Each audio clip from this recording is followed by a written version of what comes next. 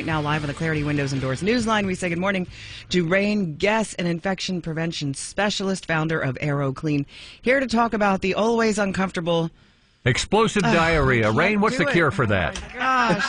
No. Well, there's not technically a cure for it. Well, there's a cork. All you need. Yeah, but then it might go out the other end, and that might just Rayne. be as unpleasant. We are so sorry about that. Now, okay, so we did an earlier very informative segment on vegetable washing. Okay, so if you were here for that, great. If not, just forget about it. So what can we do anything to the produce that we're buying to make sure that we don't get this horrifying thing? So you can wash your veggies, and you always should wash your vegetables because there are lots of pathogens. You know, there's norovirus, E. coli, salmonella, a lot of things that on our fruits and vegetables produce that can infect us. But the thing with Cyclospora is it is so small, it gets caught up in the crevices, the little nooks and crannies of the lettuce and the herbs and the berries. And it's like glitter. You can wash and wash, but somehow some of it is still there.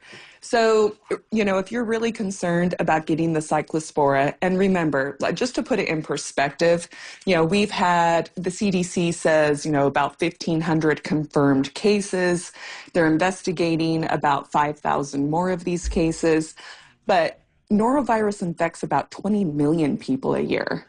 To put that in perspective. So these outbreaks are small and they're unusual, which is why it's making the news cycle right now. You know, it's pretty rare. Overall, our food supply is pretty safe. It's just made with a lot of crap. We have a lot of room for improvement in our food supply, to be honest with you. But if you really want to avoid the Cyclospora, if you're pregnant, if you are immunocompromised, just don't eat raw veggies for a while. This is usually a seasonal problem.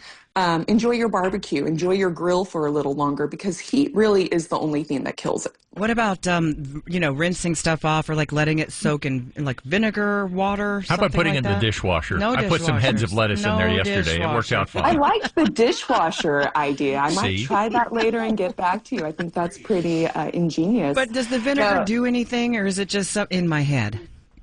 Yeah, vinegar does help. But again, it's not, the spore is very, very tough. It's like a little suit of armor. That's why actually when we ingest the fruits and vegetables, you know, this parasite survives in our stomach. Our stomach acid doesn't even kill it. So then it makes its way into our small intestine, and that's where it kind of hatches and multiplies. And then a week later, we get a really unpleasant surprise that lasts for a while. So it's really tough. It's really hardy. It takes that long to kind of incubate inside? About a week. Oh. Yeah, about a week. That's why it's so hard to trace it, because a lot of people don't take food journals. They don't say, oh, yeah, I remember, you know, July 1st for breakfast I had this. For lunch I went to Taco Bell. For dinner I did this. Yeah, we don't do that. So that's one of the problems with tracing it. All right. All right. Well, thank you for the info. As awkward as it was, Rayne Guest, infection prevention specialist with us live on WBAP. Thank you for your time, Rayne. All right. We you're welcome. appreciate it.